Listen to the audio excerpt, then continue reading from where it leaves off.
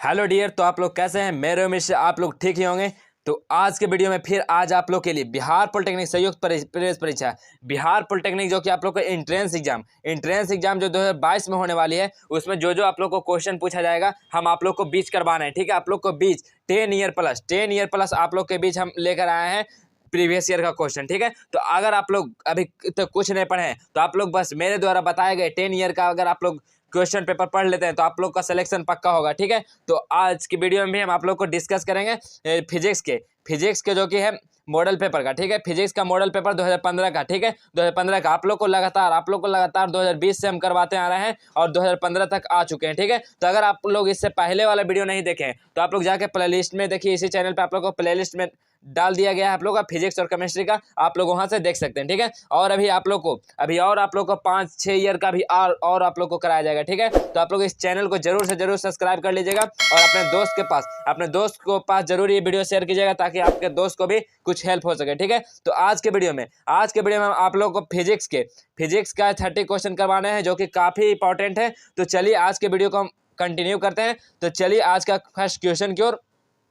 अगर आप लोग ये सब पीडीएफ को पाना चाहते हैं ना, अगर आप लोग ये सब पीडीएफ को पाना चाहते हैं तो आप लोग टेलीग्राम में जरूर ज्वाइन हो जाएगा। ठीक है, आप लोग को डिस्क्रिप्शन में, आप लोग को इस वीडियो के डिस्क्रिप्शन में देखिएगा तो टेलीग्राम का लिंक रहेगा। ठीक है, किस चीज़ का? तो टेलीग्राम का आप लोग का लिंक दिया रहेगा डिस्क्रिप्शन में। आप लोग वहां से जाके आप लोग क्लिक करके टेलीग्राम में ज्वाइन हो जाएगा। ठीक है, आप लोग को जितना भी मॉडल पेपर सॉल्व करवा रहे हैं और जितना भी कुछ डालते हैं तो सबसे पहले आप लोग को टेलीग्राम पे मिलता है, इसलिए आप लोग टेलीग्राम को जरूर ज्वाइन कर लीजिएगा। ठीक है, और आप लोग अगर भी कुछ पढ़े भी होंगे फिर भी आप लोग लाइव सेक्शन में आप लोग आंसर को अपना कमेंट करते रहे ताकि आपको भी पता लगे कि हम कितना पढ़ पाए हैं और कितना हम सही जवाब दे पाते हैं। आप लोग जरूर वो सब काउंट कीजिएगा। ठीक है, तो चलिए आज के क्वेश्चन को हम स्टार्ट करते हैं फर्स्ट क्वेश्चन की ओर। देखिए फर्स्ट क्वेश्चन क्या है? सूर्य का ताप नापा जाता है। सूर्य का ताप किससे नापा जाता है? प्लेटिनम तापमापी से या गैस तापमापी से या उताप मापी द्वारा या बाष्पदाब तापमापी द्वारा? किसके द्वारा सूर्य का ताप हम लोग किसके द्वारा नापते हैं? तो उताप मापी द्वारा। ठीक है, उताप मापी द्वारा हम लोग सूर्य का ताप नापा जाता है, इसलिए इसका correct answer option number C हो जाएगा। चलिए नेक्स्ट क्वेश्चन की ओर। ऊष्मा चालकता का गुणांक की बीमा क्या होगा? ऊष्मा चालकता के गुणांक की बीमा क्या होता है? बताइए आप लोग। ऊष्मा चालकता की गुणांक की बीमा क्या होता है? तो MLT-3 K-1 होता है। ठीक है, कितना होता है ऊष्मा चालकता का गुणांक की बीमा? तो MLT-3 K-1 होता है। ऑप्शन नंबर बी करेक्ट हो जाएगा। ठीक है, चलिए नेक्स्ट क्वेश्चन की ओर हम लोग चलते हैं। नेक्स्ट क्वेश्चन है परम शून्य ताप वह ताप है जिस पर क्या होता है? परम शून्य ताप वह ताप है जिस पर क्या होता है? अणुओं की गति जो शून्य हो जाती है, या गैस के अणुओं का चलना बंद हो जाता है, या एक एडियाबैटिक प्रक्रम में किसी ऊष्मा का आदान प्रदान नहीं होता है, या एक समतापीय प्रक्रम में ऊष्मा का आदान प्रदान नहीं होता है। क्या होता है? परम ताप वह ताप है जिस पर क्या होता है? तो जिसपे अणुओं की गति जो शून्य हो जाता है, जिसपे अणुओं की गति जो शून्य होता है वो क्या परम ताप होता है। ठीक है, तो परम ताप क्या होता है? तो जिसमें अणुओं की गति जो शून्य हो जाती है। ऑप्शन नंबर ए करेक्ट हो जाएगा। चलिए नेक्स्ट क्वेश्चन की ओर हम लोग चलते हैं। नेक्स्ट क्वेश्चन है वास्तविक गैस से आदर्श गैस के नियम का अधिक निकटता से पालन करता है। बताइए वास्तविक गैस जो है आदर्श गैस के नियम का अधिक निकटता से पालन करता है किससे? उच्च दाब और निम्न ताप पे, या निम्न दाब और उच्च ताप पे, या उच्च दाब और निम्न ताप पे, या निम्न दाब और निम्न ताप पे? किस पे? वास्तविक गैस है जो आदर्श गैस नियम का अधिकतम निकटता से कौन पालन करता है? तो क्या करता है? तो निम्न दाब और उच्च ताप पे करता है। ठीक है, जो कि निम्न दाब और उच्च ताप। ठीक है, ऑप्शन नंबर बी करेक्ट हो जाएगा, जो कि minimum pressure and high temperature पे वर्क करता है। ठीक है, ऑप्शन नंबर बी करेक्ट हो जाएगा। चलिए नेक्स्ट क्वेश्चन को चलते हैं। नेक्स्ट क्वेश्चन है ऊष्मा के यांत्रिक तुल्यांकी का एसआई मात्रक। ऊष्मा के यांत्रिक तुल्यांकी एसआई मात्रक क्या होता है? ऊष्मा के यांत्रिक तुल्यांकी एसआई मात्रक क्या होता है? जूल इंटू कैलोरी, या जूल पर कैलोरी, या कैलोरी इंटू अर्ग, या अर्ग पर कैलोरी? क्या होता है? तो जूल पर कैलोरी होता है। ठीक है, ऊष्मा के यांत्रिक तुल्यांक का ऐसा मात्रा क्या होता है? तो जूल पर कैलोरी होता है। ऑप्शन नंबर बी करेक्ट हो जाएगा, जूल पर कैलोरी। चलिए नेक्स्ट क्वेश्चन की ओर चलते हैं।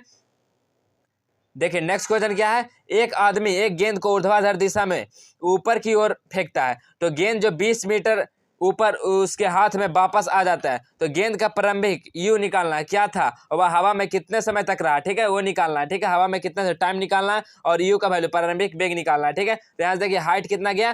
तो 20 मीटर। ठीक है, तो चलिए इसका हम लोग सोल्यूशन बताते हैं। देखिए आप लोग ये फार्मूला पुट कीजिएगा, V square equal to E square minus 2GH। 2GH होता है, यहाँ देखिए भी जीरो हो जाता है, ठीक है, भी जीरो हो जाएगा तो क्या हो जाएगा ई स्क्वायर माइनस 2GH। तो यहाँ देखिए यू इक्वल टू क्या हो जाएगा, तो यू इक्वल टू यहाँ से देखिए √2GH हो जाएगा, 2GH हो जाएगा। यहाँ देखिए हाइट दिया हुआ है, ग्रेविटी दिया है, तो आप लोग यू निकाल लीजिएगा यहाँ से। तो आप लोग यहाँ देखिए फार्मूला पुट कीजिएगा, तो 2 इंटू ग्रेविटी 10 और कितना था हाइट 20 मीटर, 20 मीटर। आप लोग इसको जैसे मल्टीप्लाई करेंगे तो 20 दूनी 2 दूनी 400, 400 किसका है तो 20 का, तो 20 मीटर पर सेकंड हो जाएगा यू का वैल्यू। यू का वैल्यू देखिए ऑप्शन सी और डी में है 20 मीटर पर सेकंड, लेकिन इससे क्या बोला टाइम निकालना।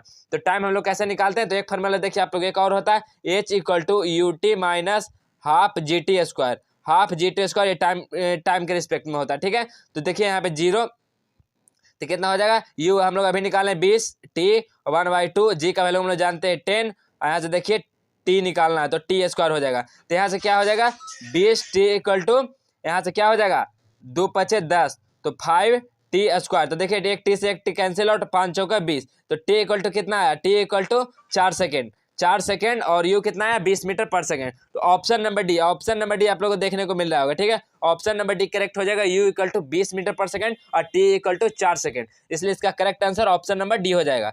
चलिए 7 नंबर क्वेश्चन की ओर हम लोग चलते हैं। देखिए 7 नंबर क्वेश्चन में क्या है, एम द्रव्यमान की एक वस्तु किसी आर त्रिज्या वाले अर्धगोलीय प्याले के धरातल पर इसके किनारे से नीचे की तरफ सरकती है, तो प्याले की तली पर पहुंचने वाला वस्तु का वेग क्या हो जाएगा। प्याले पे पहुंचने वाले वस्तु का वेग क्या हो जाएगा, तो देखिए हम लोग जानते हैं कि स्थितिज ऊर्जा, किनारे पे जो स्थितिज ऊर्जा इक्वल टू क्या होता है गतिज ऊर्जा। तो स्थितिज ऊर्जा क्या होता है, कहाँ यहाँ त्रिज्या दिया हुआ है, ठीक है, हाइट नहीं दिया त्रिज्या, तो हम लोग क्या लिखेंगे mg/r इक्वल टू क्या होता है 1/2 mv स्क्वायर का, 1/2 mv स्क्वायर का। देखिए मास से मास कैंसिल आउट, देखिए यहाँ से क्या हो जाएगा, तो v square equal to 2gh, तो v इक्वल टू क्या निकल जाएगा 2gr हो जाएगा, यहाँ पे हाइट नहीं है, ठीक है। तो यहाँ पे v इक्वल टू क्या हो जाएगा √2gr, √2gr। Option number A correct देखने को मिल रहा है, ऑप्शन नंबर ए करेक्ट हो जाएगा। चलिए नेक्स्ट क्वेश्चन को हम लोग चलते हैं। नेक्स्ट क्वेश्चन है पृथ्वी का औसत घनत्व होता है, पृथ्वी का औसत घनत्व क्या होता है, पृथ्वी का औसत घनत्व क्या होता है, तो पृथ्वी का औसत घनत्व जो होता है वो जी के अनुक्रमानुपाती होता है, ठीक है, जी के अनुक्रमानुपाती होता है, ठीक है, ग्रेविटेशनल फोर्स के अनुक्रमानुपाती होता है। ऑप्शन नंबर डी करेक्ट हो जाएगा। चलिए नेक्स्ट क्वेश्चन को हम लोग चलते हैं। नेक्स्ट क्वेश्चन है 2 ओम प्रतिरोध वाले तार के सिरों के बीच 4 वोल्ट का विभवांतर है, तो तार के किसी अनुप्रस्थ काट से गुजरने वाले इलेक्ट्रॉनों की प्रति सेकंड संख्या क्या होगी। बताइए, इसे पूछ रहा है इलेक्ट्रॉनों की प्रति सेकंड गुजरने वाले जो अनुप्रस्थ काट में होगी उसकी संख्या क्या होगी, तो क्या होगी। तो चलिए हम आप लोग को बताते हैं कि देखिए आप लोग को क्या दिया हुआ है, यहाँ भी दिया हुआ है और क्या दिया हुआ है, यहाँ से देखिए आर दिया भी है 2 ओम, ठीक है। तो हम लोग यहाँ से देखिए फार्मूला निकालेंगे ओम का ना, तो आई इक्वल टू v/r हो जाएगा। भी यहाँ से देखिए आप लोग को दिया है 4 वोल्ट और आर 2 दिया हो, तो 2 दूनी 4, क्या निकल के आया आई 2 एम्पियर, 2 एम्पियर निकल गया आप लोग को। तो हम लोग जानते हैं कि इलेक्ट्रॉन में जो प्रवाहित होता है उसकी धारा N equal to 2 into time को होता है, ठीक है, 2 इंटू टाइम का। तो टाइम कितना है 1 सेकेंड में पूछा है, प्रति सेकेंड इकाई, तो क्या हो जाएगा एन इक्वल टू 2 इंटू 1, तो कितना आ जाएगा प्रवाहित इलेक्ट्रॉनों की संख्या 2। तो यहाँ से हम लोग कैसे निकालेंगे, तो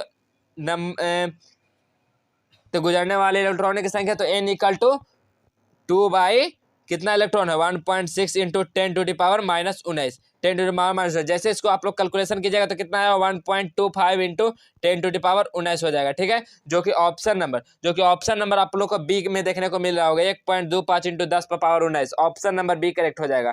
चलिए नेक्स्ट क्वेश्चन को चलते हैं। नेक्स्ट क्वेश्चन है एक क्रेन 120 मीटर गहरी खान से प्रति घंटा 900 किलोग्राम कोयला ऊपर लाती है, तो क्रेन की शक्ति क्या हो जाएगी। ठीक है, गहरा, देखिए गहरा आप लोग को दिया हुआ है जो भी डेप्थ, और यहाँ पे देखिए मास भी दिया हुआ है, तो क्रेन की शक्ति पूछ रहा है, ठीक है। तो क्रेन की शक्ति तो हम लोग जानते हैं कार या तो इसको कार निकाल सकते हैं, तो mgh तो क्या है मास आप लोग को दिया हुआ है कितना, तो 9000 किलोग्राम, और जी का वैल्यू कितना रखते हैं तो 10, और कितना है डेप्थ या हाइट तो कितना है 120 मीटर। इसको जैसे हम लोग कैलकुलेट करेंगे तो वर्क निकल के आ जाएगा, ठीक है, यहाँ से वर्क निकल के आ जाएगा। और यहाँ पे देखिए क्या होता है शक्ति बराबर क्या होता है कार बटा समय, ठीक है, P इक्वल टू W/T होता है, ठीक है, P इक्वल टू W/T। तो W देखिए आप लोग को बीच अभी निकाल के ना है 9000 गुना 10 गुना 120, और यहाँ से देखिए टाइम कितना है, तो टाइम क्या दिया हुआ है प्रति घंटा टाइम दिया होगा। तो 1 घंटा में कितना मिनट होता है, तो 60 मिनट। तो 60 से मल्टीप्लाई करेंगे। अब देखिए जो टर्म आप लोग को कटता है वो टर्म आप लोग इसको काट दीजिएगा। तो आप लोग का जो आंसर आ जाएगा, जो आप लोग इसको कैलकुलेशन कर लीजिएगा, काटने के बाद जो आप लोग का आंसर आएगा वो 3 इंटू 10⁻³ आएगा, जो कि कितना है, तो 3 गुना 10⁻3, ठीक है, जिसको हम लोग बोलते हैं 3000 वाट। 3000 वाट आंसर आएगा, 3000 वाट। तो कितना, ऑप्शन नंबर सी में दिया हुआ 3000, ठीक है। शक्ति का यूनिट वाट होता है, तो 3000 वाट, ऑप्शन नंबर सी करेक्ट हो जाएगा। चलिए नेक्स्ट क्वेश्चन की ओर चलते हैं। नेक्स्ट क्वेश्चन क्या है, 1 किलोग्राम द्रव्यमान की क्षति होने से उत्पन्न ऊर्जा क्या होगी। 1 किलोग्राम अगर द्रव्यमान की हम लोग को नष्ट होगा तो उत्पन्न ऊर्जा उसमें से क्या निकलेगा, ठीक है। C = 3 गुना 10⁸ दिया हुआ है। तो हम लोग जानते हैं कि क्या होता है, mc² होता है द्रव्यमान की क्षति का। तो क्या होता है, mc²। तो मास कितना, तो द्रव्यमान की क्षति उत्पन्न 1 किलोग्राम मास दिया हुआ है। C का वैल्यू कितना है, 3 गुना 10⁻8 के स्क्वायर, ठीक है। तो कितना हो जाएगा, तो 3 3 9 गुना 10 कितना हो जाएगा, 16। तो जो कि ऑप्शन नंबर बी में आप लोग को देखने को मिल रहा होगा, इसलिए आपका ऑप्शन नंबर बी करेक्ट हो जाएगा, 9 गुना 10⁻16 अर्ग। चलिए नेक्स्ट क्वेश्चन को। नेक्स्ट क्वेश्चन है, 12 मेगाहर्ट्ज की रेडियो तरंगे सुनी जा सकती है। किस बैंड पे जो है 12 मेगाहर्ट्ज की रेडियो तरंगे सुनी जाती है, किस मेगाहर्ट्ज पे। तो चलिए इसका भी हम आप लोग को सॉल्व करते हैं। तो देखिए क्या होता है, लेमडा = C/n। तो C क्या है, प्रकाश की चाल। तो प्रकाश की चाल कितना है, 3 गुना 10⁻8। यहाँ से देखिए n कितना है, तो देखिए कितना हर्ट्ज है, 12 हर्ट्ज है, ठीक है, 12 मेगा हर्ट्ज। तो 12 गुने मेगा कितना होता है, 10⁶। 10⁻, इससे देखिए 2 हो जाएगा कितना, तो बचेगा 10⁻2 बच जाएगा ये, ठीक है। यहाँ से आप लोग जैसे ही कैलकुलेशन कीजिएगा तो आप लोग को निकल के आएगा 2.5 × 10, ठीक है। तो इसको हम लोग जैसे ही मल्टीप्लाई करेंगे तो 25 मीटर बैंड पे, ठीक है, 25 मीटर बैंड पे, जो कि 12 मेगाहर्ट्ज को हम लोग रेडियो तरंग को सुन सकते हैं, इसलिए ऑप्शन नंबर ए करेक्ट हो जाएगा, 25 मीटर बैंड पे। चलिए नेक्स्ट क्वेश्चन की ओर। नेक्स्ट क्वेश्चन है, एक दूरदृष्टि दोष से पीड़ित व्यक्ति पर स्पष्ट नहीं देख सकता। क्या एक दूरदृष्टि दोष से जो पीड़ित व्यक्ति है वो क्या स्पष्ट नहीं देख सकता है, क्या नहीं देख सकता है, निकट की वस्तु को या दूर की वस्तु को या दोनों को, या इस किसी भी स्थिति पर रखी हुई वस्तु को वो देख नहीं सकता, बताइए। तो दूरदृष्टि दोष से जो पीड़ित होगा तो वो व्यक्ति क्या स्पष्ट रूप से नहीं देख सकता, तो निकट की वस्तु स्पष्ट रूप से नहीं देख सकता। ऑप्शन नंबर ए करेक्ट हो जाएगा, निकट की वस्तु, ठीक है। चलिए नेक्स्ट क्वेश्चन की ओर हम लोग चलते हैं। नेक्स्ट क्वेश्चन है, यदि एक वस्तु u मीटर/सेकंड के प्रारंभिक वेग से तथा v मीटर/सेकंड² के त्वरण से चल रही हो तो दूसरे सेकंड में वस्तु द्वारा तय की गई दूरी क्या होगा। तो दूसरे सेकंड में वस्तु द्वारा तय की गई दूरी क्या हो जाएगा, तो क्या होगा, तो हो जाएगा u + 3/2t, ठीक है, u + 3/2t, option number C correct हो जाएगा। चलिए नेक्स्ट क्वेश्चन की ओर हम लोग चलते हैं। नेक्स्ट क्वेश्चन है, भू स्थिर उपग्रह की पृथ्वी के केंद्र से लगभग ऊंचाई होनी चाहिए कितना। भू स्थिर उपग्रह की पृथ्वी के केंद्र से लगभग कितना ऊंचाई होना चाहिए, कितना ऊंचाई होना चाहिए, बताइए आप लोग। तो आप लोग जानते हैं कि भू स्थिर उपग्रह जो है पृथ्वी तल से कितना ऊंचा है, तो 36,000 ऊंचा है पृथ्वी तल से, ठीक है, 36,000। यहाँ पे क्या दिया हुआ, त्रिज्या दिया हुआ पृथ्वी का 6400। तो इसको जैसे ही कैलकुलेट करेंगे तो कितना हो जाएगा, 40,400, ठीक है, 40,400 किलोमीटर इसका आंसर आ जाएगा। तो भू स्थिर उपग्रह जो पृथ्वी के तल से कितना ऊंचा है, तो 36,000 और 6400 किया है, जो कि पृथ्वी के त्रिज्या दिया है, दोनों का ऐड करेंगे तो कितना हो जाएगा, 40,400, जो कि आप लोग को सॉरी यहाँ पे माइनस करना है, क्योंकि क्या पूछा है, नहीं सही है 42,400, क्योंकि क्या पूछा है, तो भू स्थिर उपग्रह के पृथ्वी के केंद्र से लगभग ऊंचाई होनी चाहिए, पृथ्वी के केंद्र से पूछा था, ठीक है। तो 42,200 किलोमीटर, 42,400 किलोमीटर हो जाएगा right answer, option number D correct हो जाएगा। चलिए नेक्स्ट क्वेश्चन की ओर। नेक्स्ट क्वेश्चन है, 1000 वाट 200 वोल्ट वाली एक विद्युत प्रेस की तापन कुंडली पर प्रतिरोध क्या होगा, प्रतिरोध क्या हो जाएगा, बताइए। तो आप लोग जानते हैं कि P = क्या होता है, V² R होता है। तो हम लोग यहाँ से देखिए आप लोग क्या दिया होगा, यहाँ से आप लोग को क्या दिया, पावर दिया हुआ है, V भी दिया हुआ है। तो हम लोग निकाल सकते हैं यहाँ से R = V²/P लिख सकते हैं। तो V कितना है, 200, तो 200 का स्क्वायर, तो 200 गुना 200 हो जाएगा, और P कितना है, 1000 वाट, 1000 वाट। देखिए आप लोग यहाँ से कैंसिल आउट हो जाएगा, 5 तो 5 के 20, 40, आप लोग का 40 ओम जो कि आपको कुंडली का प्रतिरोध आएगा। तो 40 ओम, ऑप्शन नंबर बी करेक्ट हो जाएगा, 40 ओम। चलिए नेक्स्ट क्वेश्चन को चलते हैं। नेक्स्ट क्वेश्चन देखिए, नीचे दिए हुए जो चित्र है, विद्युत परिपथ में सेलों के विद्युत वाहक बल पर आंतरिक प्रतिरोध प्रदर्शित है। तो पी क्यू बिंदुओं के बीच विद्युत विभवांतर क्या हो जाएगा, इसका जो विभवांतर आप लोग का क्या हो जाएगा। तो पहले देखिए आप लोग इस समांतर क्रम में दोनों को से आर का वैल्यू हम लोग निकालेंगे, फिर यहाँ से देखिए I1 I2 का वैल्यू निकाल के दोनों को ऐड करके उसके बाद हम लोग जो मेन फार्मूला क्या होता है वो V=IR, इस पर हम लोग फार्मूला पे पुटअप करेंगे तो आप लोग को जो आंसर आएगा 9 volt. Option number B correct हो जाएगा, 9 वोल्ट। चलिए नेक्स्ट क्वेश्चन की ओर। नेक्स्ट क्वेश्चन क्या है,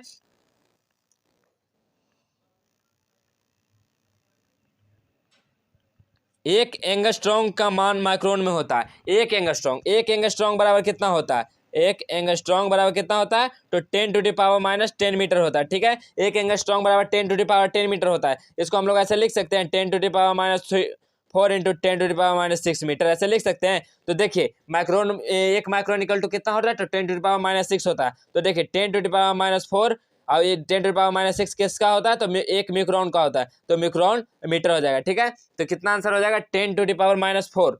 ठीक है, 10⁻4 माइक्रोन हो जाएगा, जो कि ऑप्शन नंबर ए में देखने को मिल रहा होगा। ऑप्शन नंबर ए करेक्ट हो जाएगा।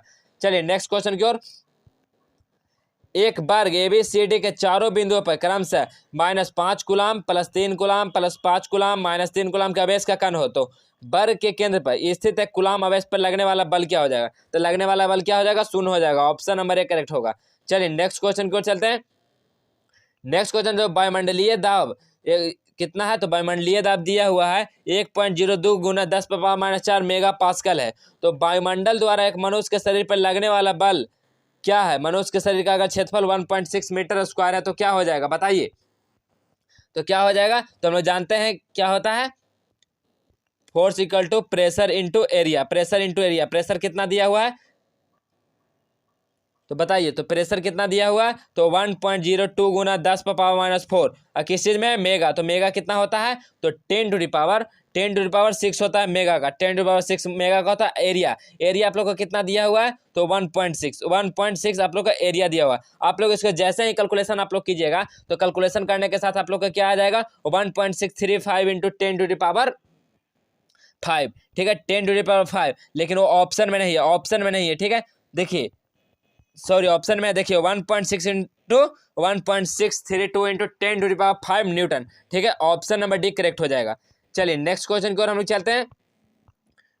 देखिए नेक्स्ट क्वेश्चन क्या है, एक मनुष्य को समतल दर्पण में अपना प्रतिबिंब 10 सेंटीमीटर पर मिनट की चाल से पीछे हटता हुआ प्रतीत होता है। तो दर्पण के पीछे हटने की चाल क्या हो जाएगी, बताइए। एक मनुष्य को अगर समतल दर्पण में वो प्रतिबिंब जो उसका होता है 10 सेंटीमीटर पर मिनट की चाल से वो हटता हुआ प्रतीत होता है, तो दर्पण के पीछे हटने वाला चाल क्या हो जाएगा, तो आधा हो जाएगा। ठीक है, तो आधा हो जाएगा, तो इसलिए इसका करेक्ट आंसर 10 का आधा क्या होगा, 10/2 करेंगे तो कितना हो जाएगा, 5 सेंटीमीटर पर minute. Option number B correct हो जाएगा, 5 सेंटीमीटर पर मिनट। चलिए नेक्स्ट क्वेश्चन को चलते हैं हम लोग। देखिए नेक्स्ट क्वेश्चन क्या है, 40 मीटर ऊंचे भवन से एक बालक एक पत्थर विरामावस्था से छोड़ता है। यदि वह जी का वैल्यू 9.8 मीटर पर सेकेंड स्क्वायर हो, तो पत्थर की चाल जमीन से टकराने का समय कितना हो जाएगा। तो पत्थर के चाल जो जमीन से टकराने का समय कितना हो जाएगा, बताइए आप लोगों को। हाइट दिया हुआ है, जी का वैल्यू भी दिया हुआ है, बताइए क्या हो जाएगा। तो क्या हो जाएगा, तो यहाँ पे देखिए आप लोग फार्मूला होता है क्या, आप लोग को बताए हैं। ठीक है, आप लोग को फार्मूला बता चुके हैं। V² इक्वल टू क्या होता है, U² plus 2GH। U² plus 2GH। यहाँ देखिए V² हम लोग को निकालना है, U का वैल्यू 0 है। ठीक है, U का वैल्यू 0 है, तो 2 गुना कितना हो जाएगा, G का वैल्यू 9.8 और हाइट कितना है 40 मीटर। ठीक है, तो इसको हम लोग निकालेंगे तो V² इक्वल टू कितना हो जाएगा, तो कितना हो जाएगा, तो 784 हो जाएगा। इसको आप लोग कैलकुलेशन कर लिएगा तो 784 हो जाता है। V इक्वल टू कितना होगा, √784। 784 किसका वर्गमूल होता है, तो 28 का होता है। ठीक है, 28 का, तो 28 मीटर पर सेकेंड। 28 मीटर पर सेकेंड, जो कि आप लोग को ऑप्शन ए में देखने को मिल रहा होगा। ऑप्शन ए करेक्ट हो जाएगा, 28 मीटर पर सेकेंड। चलिए नेक्स्ट क्वेश्चन क्यों चलते हैं। नेक्स्ट क्वेश्चन है, फ़ॉरेनहाइट स्केल पर परम शून्य का मान क्या हो जाएगा। फ़ॉरेनहाइट स्केल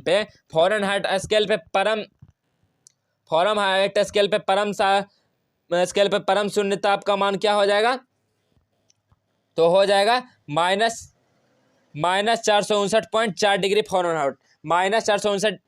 8.4 डिग्री फ़ारेनहाइट हो जाएगा। ऑप्शन नंबर बी करेक्ट हो जाएगा। चलिए नेक्स्ट क्वेश्चन की ओर। एक 20 मीटर लंबी छड़ है, इसके दोनों अंतों पर 8 किलोग्राम तथा 12 किलोग्राम भार लटक रहा है। यदि छड़ का भार 6 किलोग्राम हो तो संतुलन बिंदु 12 किलोग्राम भार से कितने दूरी पर होगी? तो कितने दूरी पे होगी? तो देखिए काफी लॉन्ग क्वेश्चन है, तो आप लोग को अगर इसका सॉल्यूशन पाना चाहते हैं तो वीडियो में कमेंट कीजिएगा, और नहीं तो अन्यथा आप लोग इसको सॉल्व करके आप लोग सॉल्व करने की ट्राई जरूर करें। अगर आप लोग थ्योरी पोर्शन पढ़े होंगे तो जरूर आप लोग से ये क्वेश्चन सॉल्व होगा, तो आप लोग सॉल्व करने की जरूर कोशिश कीजिएगा, और नहीं तो फिर हम आप लोग को बीच इसका सॉल्यूशन जरूर देंगे। ठीक है, तो इसका करेक्ट आंसर क्या हो जाएगा? तो चलिए आप लोग जैसे ही इसको आप लोग को सॉल्यूशन कीजिएगा तो इसका आंसर जो आप लोग को आएगा 8.46 मीटर आ जाएगा। ठीक है, 8.46 मीटर। आप लोग जरूर इसको सॉल्व कीजिएगा, देखिएगा आप लोग कितना आंसर आ रहा है, तो आपका सॉल्यूशन बिल्कुल करेक्ट है। ठीक है, चलिए नेक्स्ट क्वेश्चन को चलते हैं। नेक्स्ट क्वेश्चन देखिए, संलग्न चित्र प्रदर्शित करता है। ये संलग्न चित्र जो है ये क्या प्रदर्शित कर रहा है बताइए? संलग्न चित्र क्या प्रदर्शित कर रहा है बताइए? यहाँ पे देखिए आप लोग को डब्लू जो भार यहाँ पे लटकाया गया है, और देखिए भार लटकाया, ये देखिए आयाम है एक साइड पी, और जो कि एफ है एक तरफ आलाम। तो आलाम क्या होता है? अगर एक ही ओर होता है तो क्या होता है? वो द्वितीय श्रेणी का उत्तोलक होता है। ठीक है, इसको हम लोग द्वितीय श्रेणी का उत्तोलक बोलेंगे। ऑप्शन नंबर बी करेक्ट हो जाएगा, द्वितीय श्रेणी का उत्तोलक। चलिए नेक्स्ट क्वेश्चन को चलते हैं। नेक्स्ट क्वेश्चन देखिए, यदि किसी सतह पर लगने वाले बल को हम लोग दोगुना कर देंगे, यदि किसी सतह पर लगेगा जो बल लगेगा उसको हम अगर दोगुना कर देंगे, ठीक है, फोर्स को हम लोग दुगना कर देंगे और सतह के क्षेत्रफल को आधा कर देंगे, तो दाब का प्रारंभिक दाब का कितना गुना हो जाएगा? जो दाब है, प्रेशर है, वो प्रारंभिक दाब का कितना गुना हो जाएगा? तो देखिए pressure equal to force by area होता है। ठीक है, pressure equal to force by area. यहाँ पे क्या बोला है? यदि जो बल है उसको दुगना कर देंगे, मतलब 2F कर देंगे। ठीक है, 2F कर देंगे, और एरिया को क्या कर देंगे? एरिया को उसको हम लोग आधा कर देंगे, ठीक है, तो आधा कर देंगे तो क्या हो जाएगा? ये देखिए टू चल जाएगा ऊपर, तो 2 2 4 बन जाएगा होके, और एफ बाई ए हो जाएगा। एफ बाई ए क्या है? प्रेशर है। ठीक है, तो यहाँ देखिए हम लोग इसको लिख सकते हैं 4P है, और ये P का कितना गुना हो गया? तो 4 गुना हो जाएगा। ठीक है, प्रारंभिक दाब कितना हो जाएगा? 4 गुना। ऑप्शन नंबर ए करेक्ट हो जाएगा, 4 गुना। चलिए नेक्स्ट क्वेश्चन की ओर। नेक्स्ट क्वेश्चन है, दो समान वेक्टरों का परिणाम शून्य है। दो समान वेक्टर है, ठीक है, मतलब दोनों पी ही है। ठीक है, तो उसका जो समान जो परिणाम शून्य होता है, ठीक है, तो उसके बीच का कौन? उसके बीच का एंगल पूछा है। ठीक है, आप लोग को एक क्वेश्चन बता चुके हैं, अगर आप लोग इसके पहले वाले वीडियो देखेंगे तो आप लोग को एक क्वेश्चन आप लोगों से जरूर सॉल्व होगा। क्या होता है? रिजल्टेंट निकालना, तो R square equal to P square plus Q square plus 2pq cos theta होता है फॉर्मूला। कॉस थीटा क्या बोला? दो समान वेक्टर है, मतलब दोनों जो है वो पी स्क्वायर है, तो P square plus 2pq cos theta हो जाएगा। कॉस रिजल्टेंट 0, तो क्या हो जाएगा? 0 इक्वल टू 2p स्क्वायर और प्लस ये भी हो जाएगा 2p स्क्वायर कॉस थीटा। तो 2p स्क्वायर को हम कॉमन लेके इस साइड भेज देंगे तो क्या बचेगा मेरे पास? तो 0 equal to 1 plus cos theta आप लोग के बीच बचेगा। ठीक है, तो कॉस थीटा इक्वल टू क्या हो जाएगा? 1 कॉस थीटा। देखिए कॉस थीटा को इधर साइड करेंगे तो -1 बचेगा। ठीक है, कॉस थीटा इक्वल टू -1, तो थीटा इक्वल टू क्या हो जाएगा? कॉस इनवर्स -1 किसका है? तो 180 डिग्री का है, तो 180 degree. Option number B correct हो जाएगा, 180। चलिए नेक्स्ट क्वेश्चन को चलते हैं। नेक्स्ट क्वेश्चन है, एक इंजन की समर्थ मतलब पावर दिया हुआ है 30 किलोवाट। इसके द्वारा 150 किलोग्राम मास दिया हुआ है, पिंड को 50 मीटर की ऊंचाई तक हाइट दिया हुआ है, लगने वाला समय क्या हो जाएगा? तो लगने वाला समय क्या हो जाएगा?